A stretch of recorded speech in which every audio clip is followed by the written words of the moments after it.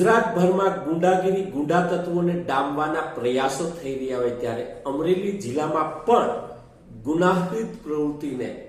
ડામવાના પ્રયાસો શરૂ કરતા જિલ્લા પોલીસ વડા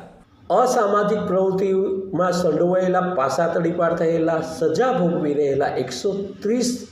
ઈસમોને ગુનાહિત પ્રવૃત્તિથી દૂર રહેવાની કાર્યવાહી હાલ ગુજરાતભરમાં થઈ રહી હોય ત્યારે અમરેલી જિલ્લામાં પણ ગુંડાગીરીને નાથવાના પ્રયાસના ભાગરૂપે જિલ્લા પોલીસ વડા દ્વારા સુંદર પ્રયાસો 130 જેટલા ઈસમોને ગુનાહિત પ્રવૃત્તિ દૂર રહેવાની સલાહ સાથે કાર્યવાહી હાથ ધરવામાં આવી હતી। પોલીસ વડા સંજય ખરાતની સૂચના અને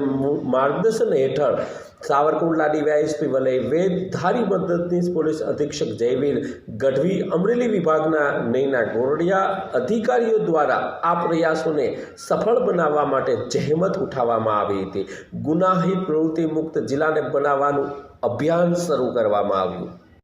જી સર, અમરેલી જિલ્લા પોલીસ તરફથી હાલમાં જે રાજ્ય સરકાર તરફથી અસામાજિક તત્વો વિરુદ્ધ ઝુંબેશ ચાલી રહી છે તે ઝુંબેશના અનુસંધાનમાં જિલ્લામાં છેલ્લા 5 વર્ષમાં જે ઇસમો ઉપર પાસા થયેલ છે, તડીપારના ગુનામાં તડીપાર થયેલ છે, દારૂના ગુનામાં સંડોવાયેલ છે, મિલકત વિરોધની ગુનામાં સંડોવાયેલ છે, વ્યાજખોરીના ગુનામાં સંડોવાયેલ છે અથવા એને સિવાય અન્ય કોઈ ગુનામાં સંડોવાયેલ છે, એ લોકોને એક સમજ આપવા સારું આજરોજ જિલ્લા પોલીસ તરફથી આશરે 125થી 30 લોકોને અહીંયા જિલ્લા પોલીસ હેડક્વાર્ટરમાં બોલાવવામાં આવ્યા હતા।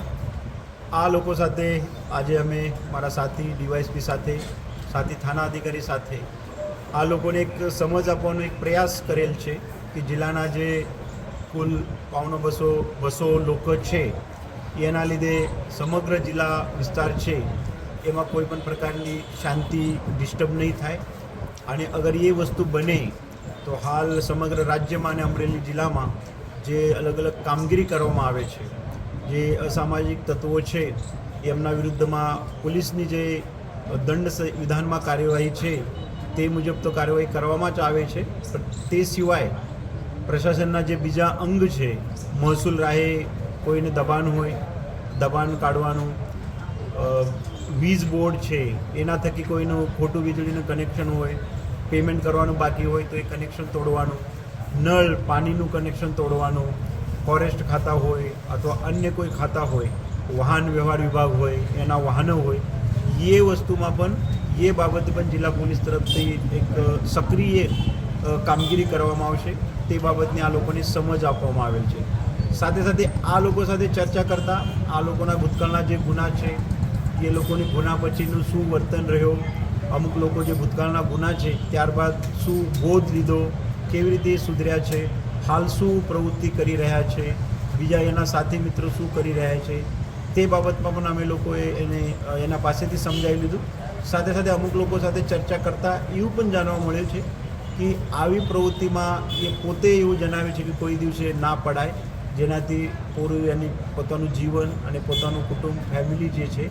એ ડિસ્ટર્બ થાય છે। તો જેથી કરીને આજે જિલ્લા પોલીસ તરફથી એક સારું એવું એક પહેલ કરવામાં આવેલ છે કે જેના થકી અમે તમામ ગુનેગારોને, ભૂતકાળના ગુનેગારોને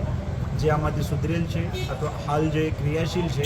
એ લોકોને એક સમજ, સૂચના, વોર્નિંગ આપેલ છે કે ભાઈ આવી પ્રકારની પ્રવૃત્તિમાં તમે ભવિષ્યમાં રહેશો તો તે બાબતે તમારા વિરુદ્ધ હજી આગળ જઈને કડકમાં કડક પોલીસ તરફથી અને અન્ય ડિપાર્ટમેન્ટના સહયોગથી પગલાં ભરવામાં આવશે।